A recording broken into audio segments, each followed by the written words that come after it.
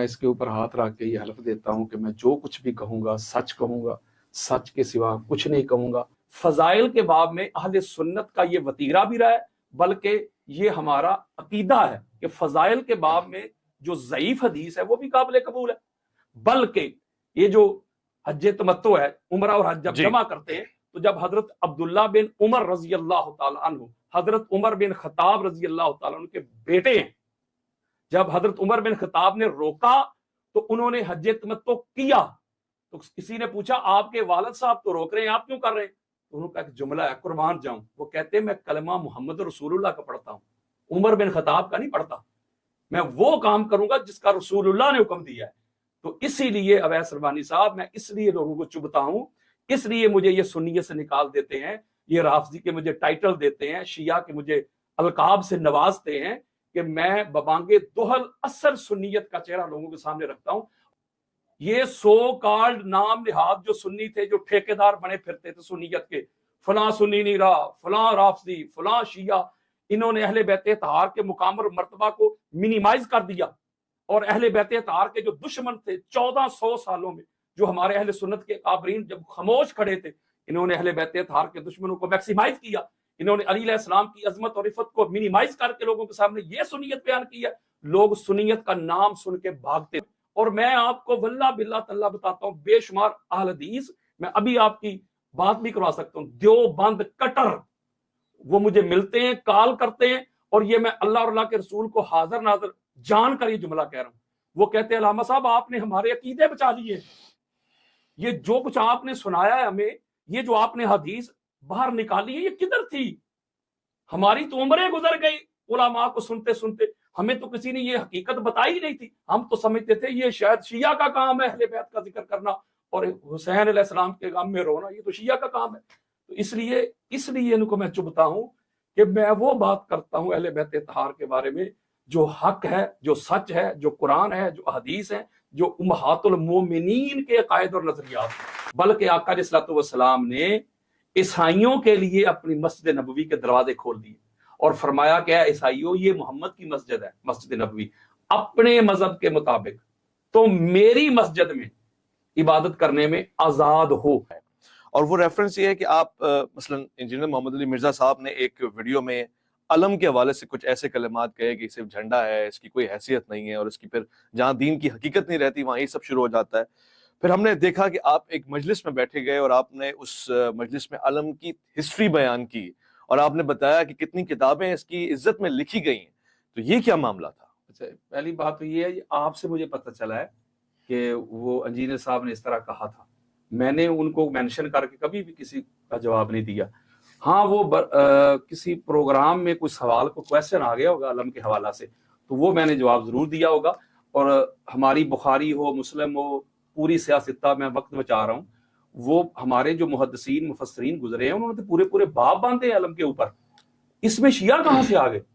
آپ چلو فرض کر رہے ہیں غازی عباس علیہ السلام کا علم کہتے ہیں آپ، تو غازی عباس علیہ السلام کو آپ نہیں مانتے؟ اہل سنت نہیں مانتے؟ یا مولا علی علیہ السلام کا علم، تو مولا علی علیہ السلام کو آپ نہیں مانتے؟ میں نہیں مانتا، ساری دنیا مانتی ہے۔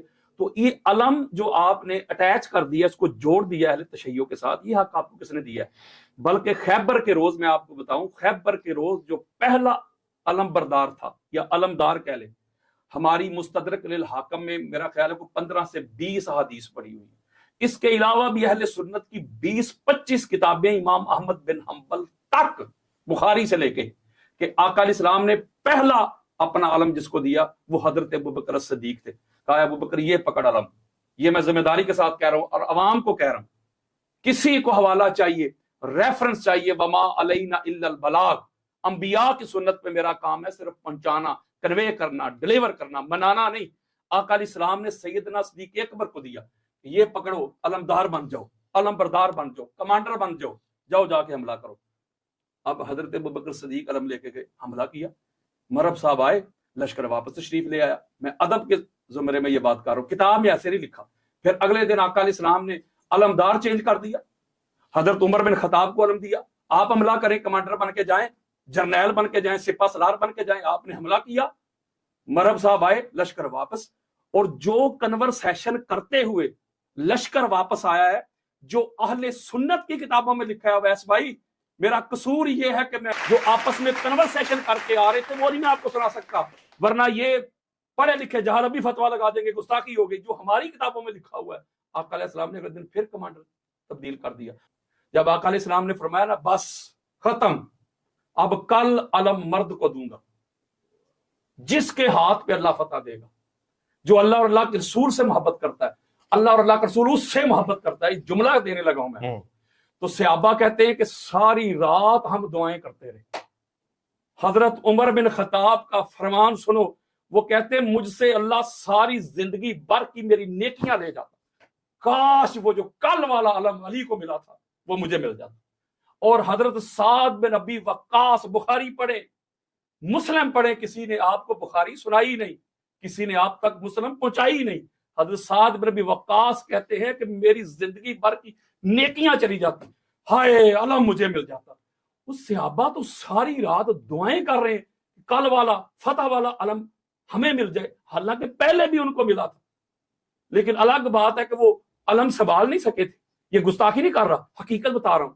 اب کل والا علم اگر دوبارہ حضرت ابوبکر صدیق کو مل جاتا, یہ جملہ ہے کہ میرا, حضرت عمر بن خطاب کو مل جاتا, سعد بن ابی وقاص کو مل جاتا, خالد بن ولید کو مل جاتا, تو پھر مجھے بتائیں ہر سنی نے اپنے گھر میں علم سجانا تھا کہ نہیں؟ یعنی آپ کہہ رہے ہیں کہ سنی مولا علی سے بغض رکھتا ہے؟ یار سیدھی سی بات ہے ویس بھائی میرے محترم, اگر حضرت ابوبکر صدیق کو مل جاتا, فاروق اعظم کو مل جاتا, عثمان بن عفان کو مل جاتا, ہر سنی نے اپنے گھر میں علم لگانا تھا. تو پتا چلا تکلیف ان کو علم سے نہیں, علم والے سے ہے. یہ مولا علی علیہ السلام کو اور مولا علی علیہ السلام کی اولاد کو یہ تحفے میں ملا ہے علم. انہوں نے جانیں قربان کی ہیں علم کی خاطر, ہاتھوں پہ بچے قربان کروائے علم کی خاطر. کوئی ایک شہزادہ بتائیں مجھے تاجدار کائنات کا جو میدان میں علم چھوڑ کے بھاگ کے آ گیا ہو. انہوں نے تن من دن لٹایا ہے, انہوں نے بچے قربان کروائے ہیں, پھر جا کے وہ علم کے دعوے دار بنے ہیں. علم تو ہمارا ہے,